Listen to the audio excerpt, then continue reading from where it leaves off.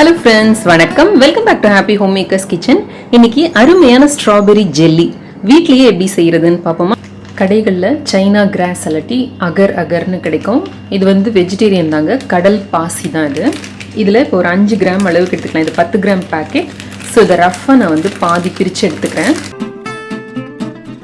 இப்போ இதோட நம்ம ஒரு கப் அளவுக்கு தண்ணி சேர்த்துக்கலாம். தண்ணி சேர்த்து அடுப்பில் வச்சு லேசாக சூடு பண்ணலாம், அது கரையிற வரைக்கும். ரொம்ப மிதமான சூட்டில் சிம்மில் வச்சுக்கோங்க. வச்சுட்டு இதை பண்ணிங்கன்னா தான் இது கரையும், இல்லாட்டி அடியில் ஒட்டிக்கும் இது. அண்ட் இது கரைய கொஞ்சம் கெட்டியாகவும் ஆரம்பிக்கும். அதனால் நடுவில் இப்படி கலந்து விட்டுக்கிட்டே இருங்க. இப்போது இந்த சைனா கிராஸ் அல்லது அகர் நல்லா கரைஞ்சிடுச்சு தண்ணியில்.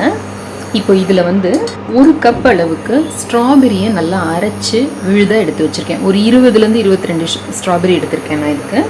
இதை வந்து வடிகட்டி இதில் விட்டுக்கலாம். உங்களுக்கு அந்த விதைலாம் இருக்கிறது பரவாயில்ல அப்படின்னா நீங்கள் அப்படியே எடுத்துக்கலாம். விதை வந்து வேண்டாம் அப்படின்னு நினச்சிங்கன்னா இந்த மாதிரி வடிகட்டி எடுத்துக்கோங்க. தீயை வந்து மிதமாக வச்சுக்கோங்க. இப்போ நான் இந்த ஸ்ட்ராபெரி ஜூஸ் ஃபுல்லும் வடிகட்டி எடுத்திருக்கேன். இதை வந்து நல்லா கலந்துக்கலாம். ஸ்ட்ராபெரி நல்லா சேர்ந்து கொதிக்க ஆரம்பிக்கட்டும். இப்போது நம்மளோட இந்த ஸ்ட்ராபெரியும் அந்த அகரும் சேர்ந்து நல்லா கொதிக்க ஆரம்பிக்குது. இந்த ஸ்டேஜில் நம்ம தேவையான அளவு சர்க்கரை, இந்த சில ஸ்ட்ராபெரி வந்து ரொம்ப புளிப்பாக இருக்கும், சில ஸ்ட்ராபெரி வந்து கொஞ்சம் இனிப்பாக இருக்கும். ஸோ அதுக்கேற்றபடி நீங்கள் சர்க்கரை அளவு வந்து அட்ஜஸ்ட் பண்ணிக்கோங்க. நான் இப்போ 2 டேபிள் ஸ்பூன் அளவு போட்டுட்டு கொஞ்சம் டேஸ்ட் பண்ணி பார்க்க போகிறேன். பார்த்துட்டு தேவையான ஆட் பண்ண போகிறேன். ஒரே ஒரு சிட்டிகை உப்பு போட்டுக்கோங்க. போட்டுட்டு இப்போ நல்லா கலந்துட்டு டேஸ்ட் பார்க்கலாம். இது இப்போ இந்த சர்க்கரை அளவு வந்து பத்தலை, அதனால் நான் இன்னும் ஒரு 2 டேபிள் ஸ்பூன் அளவு கூட ஆட் பண்ணிக்கிறேன். கொஞ்சம் புளிப்பாக இருக்கு. இப்போ இந்த சர்க்கரை நல்லா கரைஞ்சிருச்சு. தேவையான அளவு சர்க்கரை இருக்குது. நான் இப்போ ஆஃப் பண்ணிடுறேன். ஆஃப் பண்ணிட்டு கொஞ்சம் ஆறுனோடனே நம்ம இதில் ஸ்ட்ராபெரி எசன்ஸ் விட போகிறோம். இப்போ இதை வந்து இந்த மாதிரி ஒரு கிளாஸ் ஊற்றி வச்சு கூட கொஞ்சம் நேரம் கழிச்சு செட் ஆனோடனே நம்ம கட் பண்ணலாம். விருப்பமான ஷேப்பில் கட் பண்ணிக்கலாம். இல்லாட்டி இந்த மாதிரி மோல்டு இருந்ததுன்னா, கப் கேக் மோல்டு மாதிரி இருந்ததுன்னா இதில் கூட ஊற்றி நமக்கு என்ன ஷேப் வேணுமோ அந்த ஷேப்பில் வந்து நம்ம ஊற்றி வச்சுக்கலாம். இந்த மாதிரி மோல்டு எடுக்கிற மாதிரி இருந்தால் ஒரு தடவை தண்ணியில் லேசாக அலசிட்டு அதுக்கப்புறமா ஊற்றுங்க. அப்போ எடுக்கிறப்ப நமக்கு வந்து ரொம்ப ஈஸியாக இருக்கும்.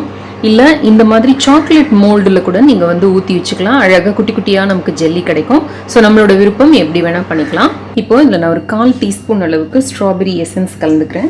ரொம்ப சூடு ஆறிடுச்சுனாலும் பாத்திரத்துலேயே செட் ஆக ஆரம்பிச்சிடும். அதனால் ரொம்ப சூடு ஆறுறதுக்கு விட்டுடாதீங்க.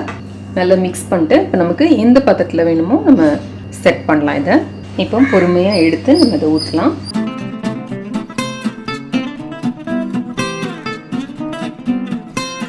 நம்மக்கிட்ட அழகழகான சில்வர் கிண்ணங்கள் இருந்ததுன்னா கூட, இந்த மாதிரி டிசைனோடு இருந்ததுன்னா அதில் கூட ஊற்றலாம். ஒரு தடவை தண்ணியில் லேசாக நினச்சிட்டு அதுக்கப்புறம் ஊற்றுனீங்கன்னா திரும்ப டிமோல்ட் பண்ணுறதுக்கு நமக்கு ரொம்ப உதவியாக இருக்கும். இதை நீங்கள் இப்படியே வெளியேயும் வைக்கலாம். வெளியில் வச்சிங்கன்னா ஒரு 2லேருந்து 3 மணி நேரத்துக்குள்ளார செட் ஆகி நமக்கு கிடைக்கும். உங்களுக்கு சீக்கிரம் வேணும்னா ஃப்ரிட்ஜில் வச்சிங்கன்னா இன்னுமே ரொம்ப குயிக்காக செட் ஆகி நமக்கு கிடைச்சிடும். இதில் ஏதாவது ஏர் பபிள்ஸ் பார்த்தீங்கன்னா ஒரு டூத் பிக் வச்சு குத்தி விட்டுடுங்க.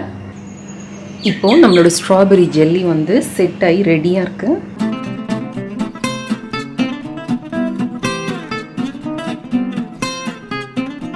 இப்போ நம்மளோட ஸ்ட்ராபெரி ஜெல்லிகள் தயார். நன்றி, வணக்கம்.